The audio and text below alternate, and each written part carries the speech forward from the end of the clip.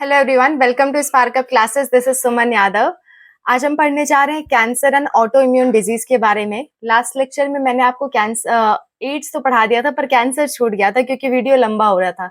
और आजकल गर्मी की वजह से मेरा फोन बहुत लैग करता है, लंबी वीडियोस नहीं बनती है। ठीक है, तो हम क्या करने वाले हैं, कैंसर और ऑटो इम्यून डिजीज के बारे में पढ़ने वाले हैं। राइट, तो चलो स्टार्ट करते हैं without any further delay. Let's go. Cancer cancer भी एड्स की तरह कॉन्जेनाइटल नहीं है, यानी कि जन्मजात नहीं है, जन्म से नहीं होता है। ठीक है, कैसे होता है समझना जरा। ये किसी भी पैथोजन से नहीं होता है। ठीक है, ये आपका नॉन इन्फेक्शियस डिजीज है। अगर आपको याद हो तो मैंने कैंसर और ऑटो इम्यून डिजीज को बताया था non infectious. Plus genetic disorders भी क्या होते हैं, नॉन इन्फेक्शियस। एक से दूसरे व्यक्ति में नहीं होते हैं ये डिजीज। ठीक है, तो पहली बात, ये दोनों डिजीज क्या है, नॉन इन्फेक्शियस। मैंने आपको शुरू में लिखवा दिया था, पहले ही दिन मैंने बता दिया था। कैंसर, ऑटो इम्यून डिजीज और आपके जेनेटिक डिसऑर्डर, ये तीनों किसी भी पैथोजन से नहीं होते हैं, किसी भी डिजीज कॉजिंग ऑर्गेनिज्म से नहीं होते हैं। ठीक है, तो होते किससे हैं ये भी हमें पता होना चाहिए। देखो, ऑटो इम्यून डिजीज होने का आज तक कोई रीजन हमें पता नहीं चल पाया है कि क्यों ऑटो इम्यून डिजीज होते हैं। तो बेटा मैं भी नहीं बता सकती, आपके एनसीईआरटी को भी नहीं पता, किसी को नहीं पता ये क्यों होती है। लेकिन कैंसर का हमें पता है। कैंसर क्या होते हैं, कैंसर कॉजिंग एजेंट्स होते हैं कुछ, जिसको हम कहते हैं म्यूटाजेंस। म्यूटाजेंस क्या करते हैं, म्यूटेशन करते हैं, और ऐसी म्यूटेशन जो कैंसर कॉजिंग हो तो उसे हम कहेंगे कार्सिनोजेनिक। Carcinogenic agents. ठीक है, म्यूटाजेंस मतलब होता है म्यूटेशन कॉज करने वाले। म्यूटेशन कॉज करने वाले अगर कैंसरस म्यूटेशन कर देते हैं तभी हम उसको कैंसर का रीजन मानेंगे।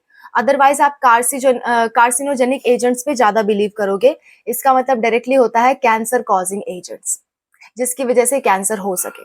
तो किस किस की वजह से कैंसर होता है, चलो देख लेते हैं। Number 1, UV rays. आपको मालूम होगा लोग सनस्क्रीन लगा के चलते हैं, क्यों चलते हैं? अगर बहुत ज्यादा धूप हो तो सनस्क्रीन क्यों लगाते हैं? क्योंकि ये हमें यूवी रेस से बचाता है। यूवी रेस के अंदर ऐसी प्रॉपर्टी होती है जो हमें स्किन कैंसर कॉज करवा सकती है। ठीक है, इसलिए यूवी रेस से हमेशा बचना चाहिए। बहुत ज्यादा धूप हो तो ऑफकोर्स सनस्क्रीन लगाओ या अपने आप को बहुत कवर करके चलो, जिससे सन के डायरेक्ट कांटेक्ट में आपकी स्किन ना आए। अदरवाइज आप स्किन कैंसर के शिकार हो सकते हो, खासकर आजकल के मौसम में जब इतनी धूप है। इतनी धूप में आप स्किन ऐसे लेकर के मत जाओ। ठीक है, खास करके वो लोग जिनमें मेलानिन की कमी है, जो लोग गोरे ज्यादा हैं, उनके अंदर मेलानिन की कमी होती है, उनको ये खतरा बहुत ज्यादा होता है कि उनको क्या हो जाए, उनको यूवी रेस हार्म कर दे और उनको कैंसर कॉज कर सकती है। बात समझ में आ रही है? तो या तो सनस्क्रीन लगाओ या फिर अपने आप को पूरी तरह से कवर करके जाओ। सन के डायरेक्ट कांटेक्ट में मत आओ आप लोग, खासकर दोपहर के मौके में। सुबह आ सकते हो, सुबह उतनी तेज धूप नहीं होती है तो आप आराम से जा सकते हो, लेकिन दोपहर के टाइम में आजकल के मौसम में अपने आप को प्रोटेक्ट करो। ओके। सेकंड सेकंड होता है आपका, अगर मैं सेकंड म्यूटाजन की बात करूं तो एक्सरे। आपका कोई भी अंग अगर टूट जाता है तो एक्सरे करवाने जाते हो ना, तो डॉक्टर क्या करता है, आंखों वगैरह पे पूरी अच्छे से कवर कर देता है और सिर्फ उसी पार्ट पे वो रेज गिराता है, क्योंकि वो नहीं चाहता कि आपकी बॉडी में क्या हो, कैंसर हो। एक्सरे कराना भी डेंजरस काम है। ठीक है, एक्सरे नहीं करवाना चाहिए जनरली। अगर बहुत नेसेसरी ना हो तो अवॉइड करो, लेकिन मेडिकल कंडीशंस की वजह से हमें ये उपाय करना पड़ता है। अदरवाइज आपको इसे अवॉइड करना चाहिए, क्योंकि ये कार्सिनोजेनिक है। जिस पार्ट पे एक्सरे गिर रही है उस पार्ट में कैंसर होने का खतरा हो जाता है। ठीक है, तो एक्सरे को भी अवॉइड करना चाहिए। एक केमिकल है आपका ईटीबीआर, ठीक है, जिसे हम कहते हैं ethidium bromide. Ethidium bromide, bromide. ठीक है, मेरे यहाँ तो बहुत हवाएं चल रही है आजकल, इसी वजह से मैं विंडो भी क्लोज नहीं कर सकती, लाइट बिल्कुल भी नहीं है, तो मुझे ऐसे ही वीडियोस बनाने पड़ रहे हैं। आप भी बताना आपके यहाँ कैसा मौसम चल रहा है, बहुत धूप या हवा वाला, या फिर ठीक ठाक है, बरसात वगैरह हो रही है?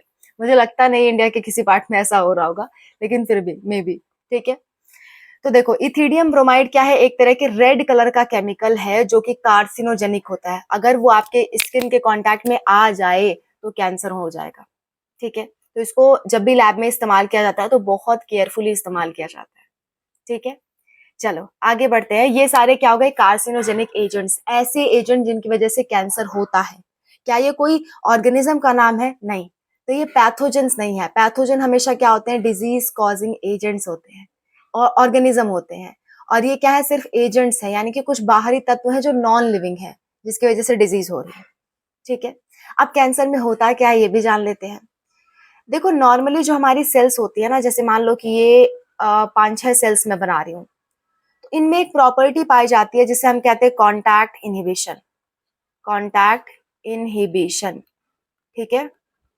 कॉन्टैक्ट इनहिबिशन क्या होता है, इसका मतलब ये कि मान लो अगर ये वाली सेल अगर बढ़ना चाह रही है तो आजू बाजू इसके इतनी सारी सेल्स हैं जिसकी वजह से ये बढ़ नहीं पाएगी, कंजेस्टेड होकर रह जाएगी, तो इसकी अनकंट्रोल्ड वे में ग्रोथ नहीं हो पाती, उतनी ही ग्रोथ होती है जितनी हमें चाहिए।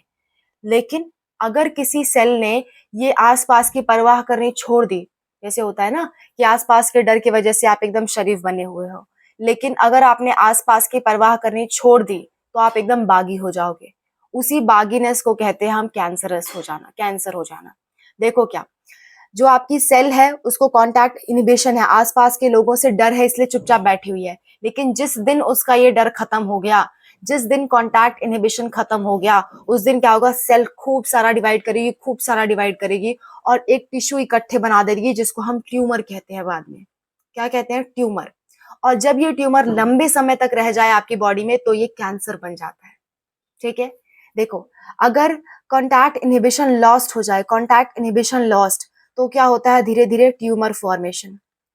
ट्यूमर फॉर्मेशन, अगर कॉन्टैक्ट इनहिबिशन खत्म हो जाए यानी एक दूसरे का आसपास का डर खत्म हो जाए। कॉन्टैक्ट इनहिबिशन का मैं एक बार डेफिनेशन बता देती हूँ। Contact inhibition is a type of what we say control करने वाला चीज। Okay, contact inhibition controls the uncontrol growth of the cell. ऐसे कह सकते हो कि कॉन्टैक्ट इनहिबिशन एक प्रॉपर्टी है सेल्स की जिसकी वजह से अनकंट्रोल ग्रोथ को रोका जा सकता है। Contact inhibition is a property of a cell due to which cell do not show uncontrolled growth. Okay, proper definition. तो अनकंट्रोल ग्रोथ ना हो इसके लिए कॉन्टैक्ट इनहिबिशन होता है, लेकिन यही चीज का अगर कमी हो जाती है, खत्म हो जाता है, तो क्या हो जाएगा, ट्यूमर का फॉर्मेशन होगा। वो सेल तेजी से खूब सारा डिवाइड करके, खूब सारा डिवाइड करके बहुत ज्यादा बन जाएगा, और बहुत ज्यादा सेल्स जहां इकट्ठे होते हैं उसी जगह को हम ट्यूमर कहते हैं। ट्यूमर दो तरह के हो सकते हैं, कौन कौन से, चलो देखते हैं। नंबर 1 होता है बेनाइन ट्यूमर, बेनाइन ट्यूमर, और दूसरा होता है मैलिग्नेंट। मैलिग्नेंट, बेनाइन ट्यूमर ऐसा ट्यूमर होता है जो एक जगह पड़े रहे। ठीक है, किसी से कोई मतलब नहीं, एक जगह पड़े रहेगा। जैसे कुछ पागल होते हैं एक किनारे पड़े रहते हैं, लेकिन कुछ पागल ऐसे होते हैं जो सबको पागल कर देते हैं, वो है आपका मैलिग्नेंट वाला ट्यूमर। ठीक है, ये ऐसा पागल है जो आसपास के सबको परेशान कर डालेगा, सबको पागल कर डालेगा, जहां जहां जाएगा वहां वहां अपना अंश छोड़ के आएगा। ठीक है, बेनाइन क्या होगा, जैसे मान लो कंधे पे ट्यूमर हो रहा है तो कंधे पे ही रहेगा और कहीं नहीं जाएगा। लेकिन मैलिग्नेंट क्या है, कंधे पे भी करेगा, बॉडी के दूसरे पार्ट में भी जाके करेगा, हर जगह घूम घूम के ट्यूमर करवा देगा। ठीक है, और धीरे धीरे यही ट्यूमर की चीजों को हम कैंसर कहने लगते हैं।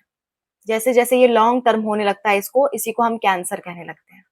ठीक है, देखो बेनाइन ट्यूमर ही आगे चल करके मैलिग्नेंट बन सकता है। अगर बेनाइन ट्यूमर को ट्रीट नहीं किया गया तो वो ही आगे चल करके मैलिग्नेंट बन सकता है।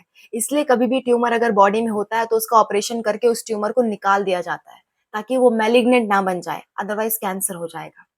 ठीक है, इसीलिए क्या होता है, ट्यूमर जब भी आपकी बॉडी में होता है उसको काट के निकाल देने का सजेशन देते हैं डॉक्टर्स। ठीक है, और अगर ब्लड में ट्यूमर हो गया तो उसको काट के तो निकाल नहीं सकते, फिर वो ब्लड कैंसर का रूप ले लेता है। और स्किन कैंसर जो होती है उसका भी कोई तरीका नहीं है, उसको काट के निकाल नहीं सकते, तो स्किन कैंसर हो जाती है। तो ये सारी कुछ प्रॉब्लम्स होती है, कुछ कॉमन कैंसर होते हैं। ठीक है, चलो तो दो तरह के ट्यूमर हमने पढ़ लिए, कैंसर क्या होता है हमने पढ़ लिया। ओके, अब इसका ट्रीटमेंट देख लेते हैं थोड़ा सा कि इसको ट्रीट कैसे किया जाएगा, कैसे इसका उपचार किया जाएगा। तो उपचार करने के लिए हम कुछ रेडिएशंस का इस्तेमाल करते हैं, जिसे हम रेडियोलॉजी के अंतर्गत आते हैं। जो चीजें, कुछ ऐसी रेडिएशन होती हैं जो अगर कैंसर हुए हुए पार्ट पे अगर डाला जाए तो वो क्या हो जाती है, उन सेल की डेथ हो जाती है और आगे कैंसर नहीं फैलता। लेकिन अगर मैलिग्नेंट ट्यूमर है तो ये काम करना संभव नहीं, क्योंकि कहाँ कहाँ रेस डालोगे, ब्लड के अंदर तो नहीं डाल सकते। ठीक है, तो ऐसे सारी चीजें होती हैं। कुछ होती है केमिकल थेरेपी, कुछ मेडिसिन दी जाती है, जैसे कि विनब्लास्टिन एक मेडिसिन होती है, आपके क्लास 12 के बायोलॉजी वाले चैप्टर में दे रखा है। तो उसमें क्या होता है, वो क्या करते हैं, कैंसर की जो भी दवाएं होती हैं उसके बहुत सारे साइड इफेक्ट होते हैं। आपने देखा होगा बाल वगैरह झड़ जाते हैं कैंसर पेशेंट के, ठीक है, बाल गिरने लगते हैं। तो वो कैंसर की वजह से नहीं गिरता बेटा, जो दवाएं यूज की जाती है कैंसर में उसकी वजह से बाल झड़ते हैं, ठीक है, दवाओं का साइड इफेक्ट है वो। बात समझ में आ रही है? कैंसर से बाल झड़ जाना, ठीक है, पूरा एकदम गंजे हो जाते हैं लोग, तो लोग सोचते हैं ये कैंसर की वजह से हो रहा है। कैंसर की वजह से नहीं होता। कैंसर के लिए जो दवाएं इस्तेमाल करते हो उस दवाओं से बाल झड़ते हैं, और अगर वो दवाएं इस्तेमाल ना की जाए तो पर्सन की डेथ हो जाएगी, तो मजबूरन उसे उस दवाओं का इस्तेमाल करना पड़ता है, ठीक है। तो ये सारे ट्रीटमेंट की बात हो गई, ये पूरी कैंसर यहाँ पे खत्म होता है आपका। बढ़ते हैं नेक्स्ट टॉपिक की तरफ, जो है ऑटो इम्यून डिजीज। ये भी बड़ी बुरी चीज है, ठीक है। बीमारी कोई भी हो बेटा, बीमारी से हमेशा बच के रहना चाहिए। बीमारियां, मैं नहीं चाहती किसी कोई कोई कभी छोटा सा भी चीजों से बीमार हो। बीमारी बहुत बुरी चीज है, ठीक है। ऐसे ही खड़े खड़े मौत आ गई कोई दिक्कत नहीं है, लेकिन बीमारी से कोई मरता है ना तो बहुत तड़प तड़प के मरता है। तो अपने आप को इतना हेल्दी रखो कि आपको बीमारी ना हो। हेल्दी खाना खाओ बेटा, किसी चीज की लत मत लगाओ, ठीक है। चाय वगैरह की जो आप लत लगाते हो वो अच्छा नहीं है। खासकर अगर प्लास्टिक में आप चाय पीते हो गरम गरम ना, तो वो भी कार्सिनोजेनिक है बेटा, उससे भी कैंसर होने के चांसेस हैं। क्योंकि चाय बहुत लंबे समय से नहीं है, इसलिए उसके बहुत ज्यादा साइड इफेक्ट्स हमें नहीं पता। पर आजकल बच्चे बचपन से ही चाय पीते आ रहे हैं, उनको आगे चल के बहुत प्रॉब्लम होने वाली है। So please protect your self. और फोन पे, जब आप फोन को कान पे लगा के बात करते हो ना, तो आपका ये पूरा एरिया गर्म होता है। इस पूरे एरिया में क्या हो सकता है, स्किन कैंसर होने के चांस हो सकते हैं। तो मोबाइल से जब भी बात करो बेटा, दूर से करो। खासकर जब गर्मी का समय है, मोबाइल बहुत तेजी से गर्म होता है, बहुत ज्यादा रेडिएशन निकलती है। वो रेडिएशन आपको कैंसर प्रोवाइड कर सकती है, वो रेडिएशन आपको सिर का दर्द प्रोवाइड कर सकती है। उनसे बचो। अगर बात करना आपको बहुत जरूरी है तो स्पीकर पे डाल के बात करो, या ईयरफोन्स लगा के बात करो, वायर्ड वाले, ब्लूटूथ वाले नहीं। ब्लूटूथ से भी रेडिएशन निकलता है। वायर वाले ईयरफोन लगा के बात करो, ठीक है। तो ये सारे कुछ प्रिकॉशंस लो, अपनी हेल्थ का बहुत बहुत बहुत ध्यान रखो। आजकल गर्मी के मौसम में पानी बहुत पीते रहो, अपनी हेल्थ का ध्यान रखोगे तभी कुछ आगे कर पाओगे। ओके, बढ़ते हैं नेक्स्ट टॉपिक की तरफ, auto immune disease. Auto immune क्या होता है, चलो देखते हैं। मुझे ये सारी चीजें मिटा लेने दो, जस्ट अ मिनट। अब तो मैं एक साथ मिटाना सीख गई हूँ, सारा एक साथ मिटा दूंगी। 1 2 3 गो। देखो, अब हम क्या पढ़ने वाले हैं, ऑटो इम्यून डिजीज, है ना। Auto immune disease. देखो बेटा, इसमें क्या होता है, ऑटो मतलब होता है सेल्फ, यानी अपना, ठीक है। ऑटो मतलब क्या होता है, सेल्फ यानी अपना। इम्यून माने इम्यून सिस्टम, ठीक है। अपने ही इम्यून सिस्टम को खत्म कर देना। अरे रे रे रे, इम्यून सिस्टम तो हमें बचाने वाला था, लेकिन हमने क्या किया, अपने ही इम्यून सिस्टम को खत्म कर दिया। तो ऐसी डिजीज जिसमें अपना ही इम्यून सिस्टम अपने ही सेल्स को खा जाए, उसको हम कहते हैं ऑटो इम्यून डिजीज। हमारी ही सेल हमारी ही सेल को मारने लगती है। होना तो क्या चाहिए, इम्यून सिस्टम क्या करता है, बाहरी लोगों से लड़ाई का काम करता है। एक तरह से मान लो फौजी हैं ये लोग। फौजी क्या करते हैं, दूसरे देश के लोगों से लड़ते हैं। लेकिन अगर फौजी आपस में ही लड़ने लगे तो बॉडी खत्म, देश खत्म, ठीक है। इसी तरह से होता है इनमें, अपने ही सेल आपस में ही भिड़ जाते हैं, आपस में ही लड़ने लगते हैं, एक दूसरे को मारने लगते हैं। और धीरे धीरे जो भी पार्ट में ये चीजें हो रही हैं, वो पार्ट धीरे धीरे क्या हो जाएगा, डीजेनरेट होना शुरू हो जाएगा, खत्म होना शुरू हो जाएगा, ठीक है।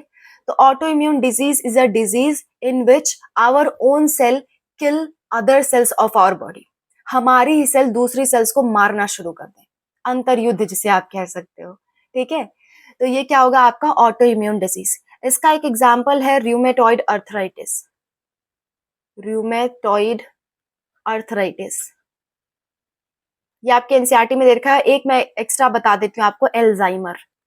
आसान सा नाम है एल्जाइमर, आपने सुना भी होगा, ब्रेन से रिलेटेड डिजीज है, ठीक है। तो एल्जाइमर में क्या होता है, ब्रेन की सेल्स धीरे धीरे खत्म होती चली जाती है, अपनी सेल्स को मारने लगती हैं। रूमेटॉइड अर्थराइटिस में क्या होता है, रूमेटॉइड अर्थराइटिस में आपका, जस्ट मिनट मैं इसको इरेज कर दूं क्योंकि एनसीईआरटी में नहीं है, ठीक है। रूमेटॉइड अर्थराइटिस में क्या होता है, रूमेटॉइड अर्थराइटिस आपके जॉइंट्स पे होती हैं। जो जोड़ है ना आपके शरीर के, खासकर घुटने का जोड़ ऐसे करके होता है, एक बोन ऊपर की तरफ होती है, एक बोन नीचे की तरफ। तो ये जो जहाँ पे जोड़ है ना, वहां पे एक तरह की लेयर पाई जाती है, वहां पे कई सारे फ्लूइड प्रेजेंट होते हैं। उनके सेल्स आपस में एक दूसरे को खत्म करने लगते हैं, जिसकी वजह से आपको जॉइंट पेन बहुत तगड़ा होगा और धीरे धीरे जॉइंट मूव करना बंद कर देगी, ठीक है। तो ऐसा कुछ होता है रूमेटॉइड अर्थराइटिस में। इसका क्या कारण है, रीजन क्या है, आज तक हमें नहीं पता। ठीक है, आज तक एनसीईआरटी नहीं बता पाई है और ना ही कोई साइंटिस्ट बता पाया है। सब अंदाजा लगाए हैं लेकिन कंफर्मेशन किसी बात की नहीं है, तो हमें नहीं पढ़ना। ओके, यहाँ पे आज आपका सारे डिजीज खत्म होते हैं। कल से हम पढ़ेंगे इम्यून सिस्टम के बारे में। आने वाले 2-3 लेक्चर में आपका ये चैप्टर फिनिश हो जाएगा। Okay, so wish you all the best. अच्छे से प्रिपरेशन करते रहो और अपनी सेहत का बहुत ख्याल रखो। जान है तो जहान है। ओके, मिलते हैं नेक्स्ट वीडियो में। Bye bye, take care.